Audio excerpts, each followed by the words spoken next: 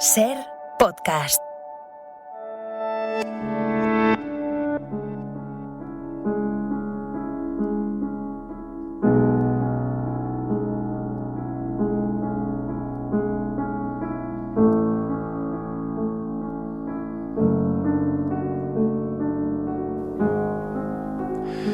Continuamos en Ser Historia, aquí en la cadena Ser, y lo hacemos escuchando el inicio de ese Claro de Luna de Ludwig van Beethoven, una de las piezas pues quizás más clásicas, ¿no?, de la historia de la música.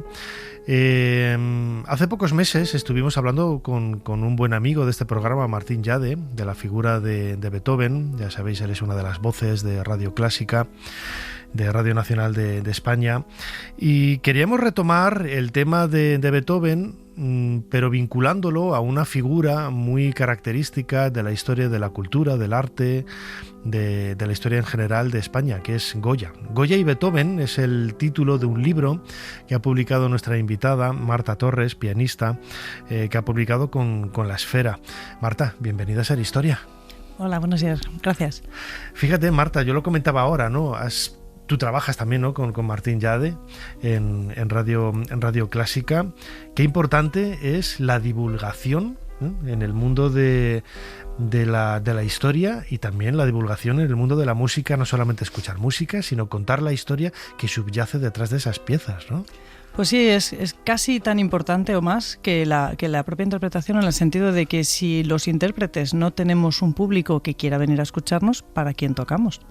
Entonces esa divulgación de la música y de la historia, yo creo que tiene una importancia capital. Uh-huh. Claro, le da contexto, ¿no?, un poco a esos personajes. No dejan de ser seres humanos, hombres y mujeres, que nos han dejado esas obras, esas publicaciones que ha permitido, ¿no?, que hoy, pues siglos, ¿no?, en este caso con la figura de Beethoven. Recordemos, él nació en el año 1770 y falleció en 1827, y Francisco de Goya nació un poco antes, en 1746, y falleció pues un poquito después, ¿no?, de Beethoven, en 1828. ¿Dónde nace esta búsqueda de vincular a Goya con Beethoven? Realmente el origen surgió en España hace 100 años, cuando se iba a celebrar el primer centenario del fallecimiento de Beethoven, que se dieron cuenta de que, que al año siguiente había que hacer exactamente la misma efeméride de Goya, y entonces ahí surgió una primera aproximación de esas dos figuras, y luego eso ha continuado en el imaginario popular, y en España es bastante frecuente encontrarte personas que quieren buscar paralelismos entre unos y otros, entre uno y otro. Tú has publicado, pues el otro día viéndolo un poco, me recuerda un poco a las vidas paralelas de Plutarco, ¿no? Ojalá. Goya y Beethoven. Yo creo que has conseguido un trabajo que perfectamente lo hubiera publicado, firmado Plutarco, y hubiera colado, ¿eh? Ya te digo yo que hubiera colado totalmente, ¿no? Muchas gracias. Pero quizás, ¿no?, el elemento más característico es que tienen muchos elementos en común, pero seguramente uno no conocía al otro. Sí, efectivamente, como hablaba precisamente con Martín, no oyeron nunca hablar el uno del otro, pero no solamente porque los pobres se hubieran quedado sordos, sino porque no tuvieron cercanía suficiente como para llegar a saber el uno de la existencia del otro, aunque, como sí que desvelo en el libro, sí que tenían muchos amigos en común, o ciertos hilos que los unen. Uh-huh. Claro, porque Goya es pintor, es artista, ¿no? Y Beethoven es músico, pianista, pero los dos tienen ese elemento común, ¿no?, del mundo del arte, uno expresándolo desde un punto de vista más plástico, el otro desde un punto de vista más plástico, también desde el punto de vista musical, pero no tan físico, ¿no? No es algo que veas, sonoro, sino es algo que tienes que sentir, ¿no?, por medio de otro sentido, y son muchos, ¿no?, esos elementos paralelos. Ahora iremos contando algunos de ellos, ¿no?, pero son muchos esos elementos que los hacen pues viajar de la mano, ¿no?, entre esa segunda mitad del siglo XVIII y comienzos del XIX. Efectivamente, tienen mucho en común precisamente por el periodo histórico tan crucial que vivieron el final del antiguo régimen, vivieron la Revolución Francesa, sufrieron y padecieron las invasiones napoleónicas, las guerras napoleónicas, y curiosamente vivieron cada uno en un país en el que la actitud política fue también paralela. Entonces sufrieron las mismas consecuencias de ese intento de regreso al antiguo régimen en España con Fernando VII y en el caso de Austria en el Congreso de Viena. Uh-huh. Además, ese contexto histórico siempre lo decimos, ¿no? A mí me gusta preguntar cada vez que viene una persona a hablar de la biografía de un personaje histórico. Claro, ese personaje es lo que es por lo que ha vivido, y ese contexto es el que marca no solamente su propia personalidad, sino también su obra, ¿no? Lo vemos muy claramente en Goya, con esas pinturas no solamente de la Casa de Alba, ¿no? Pero los desastres de la guerra, y también en la figura de Beethoven podemos ver entre líneas, entre notas, ¿no? Ese contexto histórico que a él le tocó vivir. Sin duda, de hecho tenemos incluso algunas anécdotas como la de la famosa Tercera Sinfonía, que inicialmente él le dedicó a Bonaparte, era la Sinfonía Bonaparte porque él admiraba a Napoleón, y cuando se enteró de que Napoleón se había proclamado emperador de los franceses, parece ser que corrió con ira a su escritorio y tachó la dedicatoria, y entonces la tituló Sinfonía Heroica. Y el segundo movimiento, que es una marcha fúnebre, le añadió el subtítulo En recuerdo de un gran hombre. Uh-huh. Entonces, bueno, para Beethoven, Napoleón había muerto. Uh-huh. Y algo parecido le debió de suceder a Goya. Sin duda también, porque bueno, Goya, lo que ocurre es que como sí que llegó a ser pintor de corte, tuvo que comulgar con todos los cambios políticos que hubo, y entonces tuvo que jurar lealtad a José II, y después cuando llegó Fernando VII, pues bueno, hubo que depurar exactamente hasta qué alcance había tenido esta fidelidad al rey impuesto por Napoleón, y a Goya también le pasó factura el haber tenido que seguir a José II. Uh-huh. Lo decíamos ahora, seguramente Goya y Beethoven, seguramente, casi seguro, ¿no? Nadie puede decir que en algún momento, en alguna conversación, surgiera el nombre del otro, ¿no? Pero claro, ni lo recordaban ellos mismos, ni hay testimonio a través de una carta, ni nada parecido.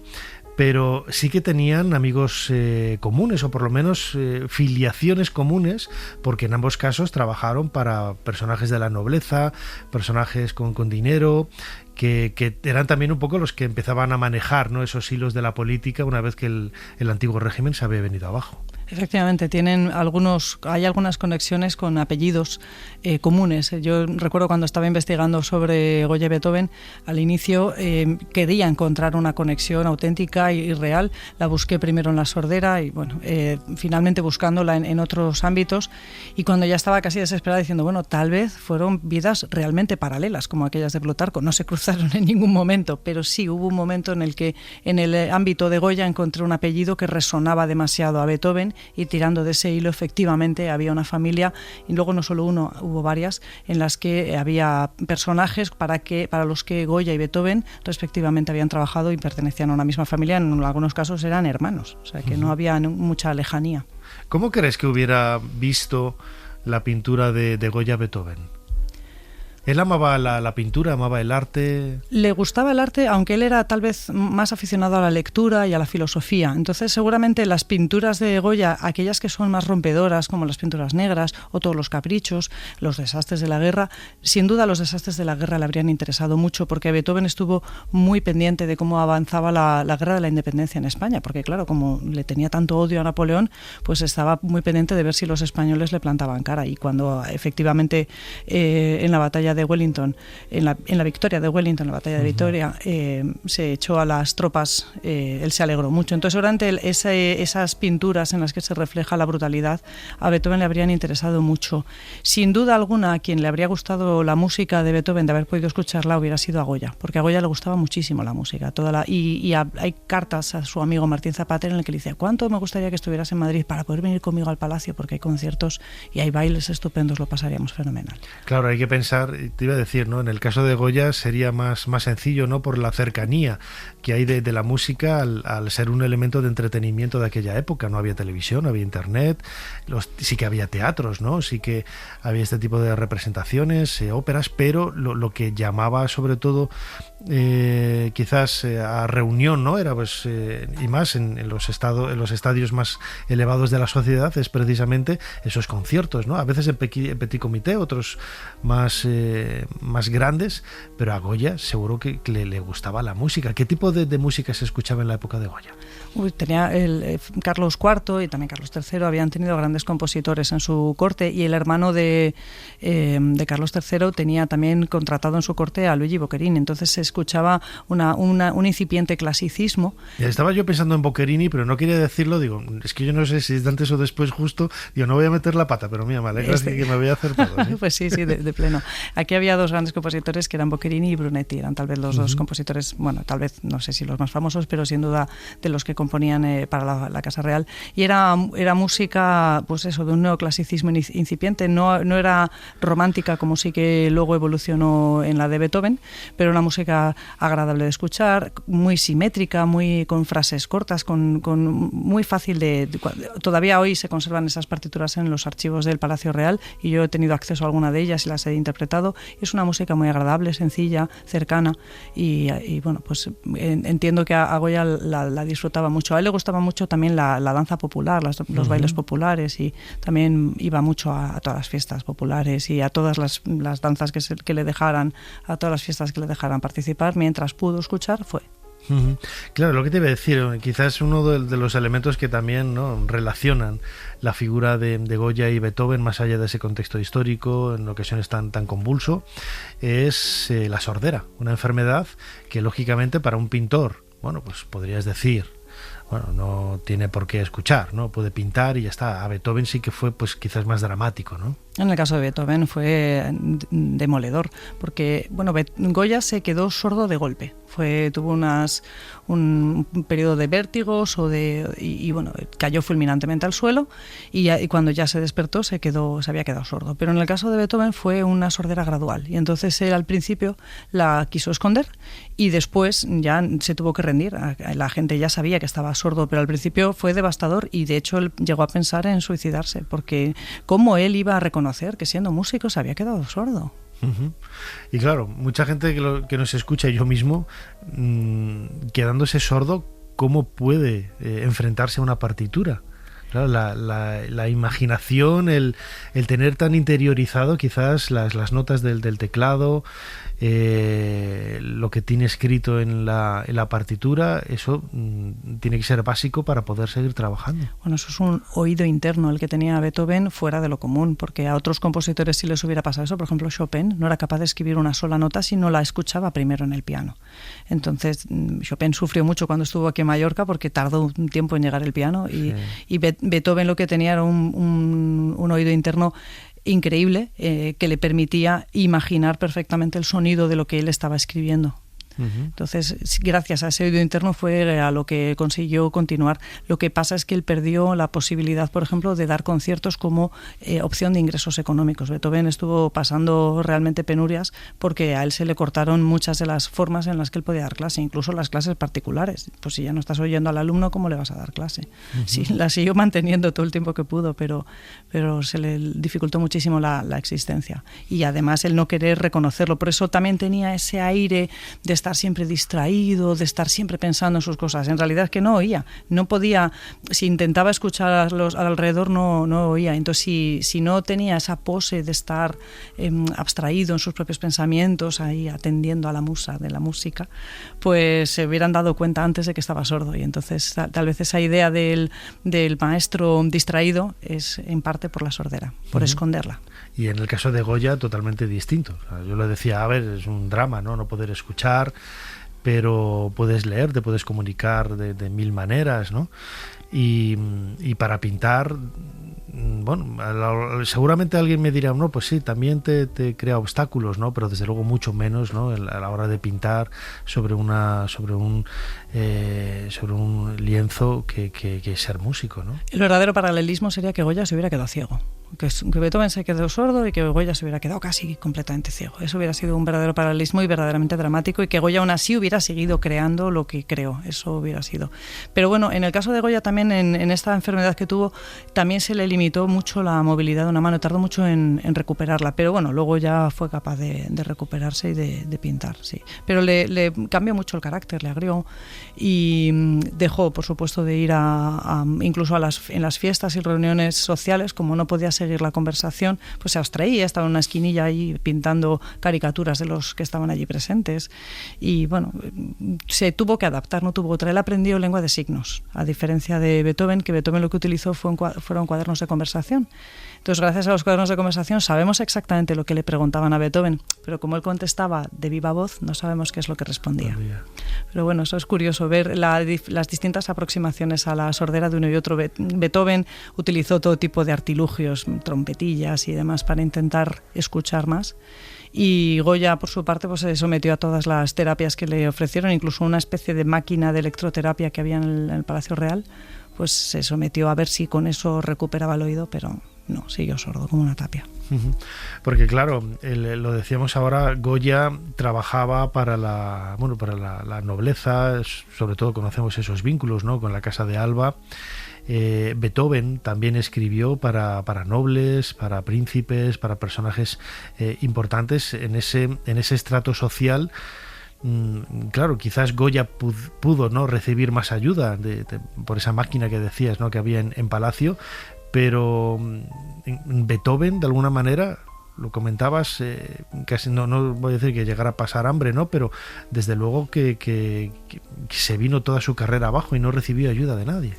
Muy poca, porque también hay que reconocer que Beethoven discutió, yo creo que con el 100% de la humanidad que tenía a su alrededor. Yo siempre digo que Goya y Beethoven nunca se conocieron. Qué lástima, porque si se hubieran conocido, Beethoven también podría haber discutido con Goya, ¿no? Entonces, como Beethoven discutió con muchísimas personas que estaban a su alrededor, se labró una fama de ser un ser huraño y malhumorado, y nunca quisieron hacer que él fuera compositor de corte. Entonces él no llegó a entrar a la corte como si entró Goya. Sí tenía mucho contacto con el hijo más joven del emperador, que era el archiduque Rodolfo, que lo apoyó económicamente durante toda su vida, pero no tuvo acceso tal vez a todos esos avances, porque tenía que ser a través de que algún noble, y como además Beethoven escondía que estaba sordo, pues si a lo mejor había alguien que lo podía haber ayudado, tal vez ni siquiera se le ocurrió, porque el maestro es que hoy está de mal humor, no, es que está sordo y no te ha oído. Entonces, sí. Pero claro, al Beethoven esconderlo y no tener acceso al mismo, con la misma frecuencia que Goya a esos círculos, pues lo vio más difícil. Aún así tampoco hubiera servido de nada. Si nos sirve de consuelo, también una máquina eléctrica le hubiera seguido dejando sordo. Ya como última pregunta, ¿cabe la posibilidad de que en algún momento aparezca una carta, un documento en el que se mencione tanto para uno como para el otro, una carta recibida por parte de Goya? He estado en Viena, soy fulanito, ¿qué tal? Francisco, ¿cómo estás? Acabo de venir de un concierto de Beethoven, qué lástima que no estés aquí para poder escucharlo. O un amigo español de Beethoven. ¿Tenía contactos con España Beethoven? ¿Este tipo de documentos podría aparecer? Por poder podría, es poco probable, pero poder podría. Beethoven tenía un amigo que llevaba el colegio español en Viena, y es posible que a través de él, que era Cayetano Anastasio del Río, es posible que a través de él hubiera podido llegarle algo a Goya. Sí. Una historia fascinante, una historia paralela, Goya y Beethoven, publicado por La Esfera, que nos ha presentado su autora Marta Torres. ¿Música o músico? Dicen música, yo siempre digo músico, pero es música. Bueno, música, pianista, compañera también, colabora con nuestro buen amigo Martín Llade en esa Sinfonía de la Mañana en Radio Clásica de Radio Nacional de España. Marta, como siempre, muchísimas gracias por habernos ayudado a hacer un poquito más de historia. Gracias a vosotros.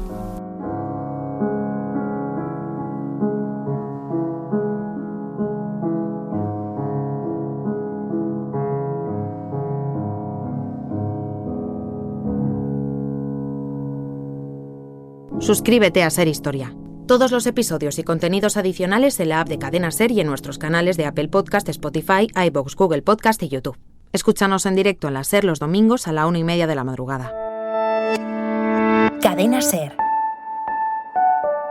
La radio.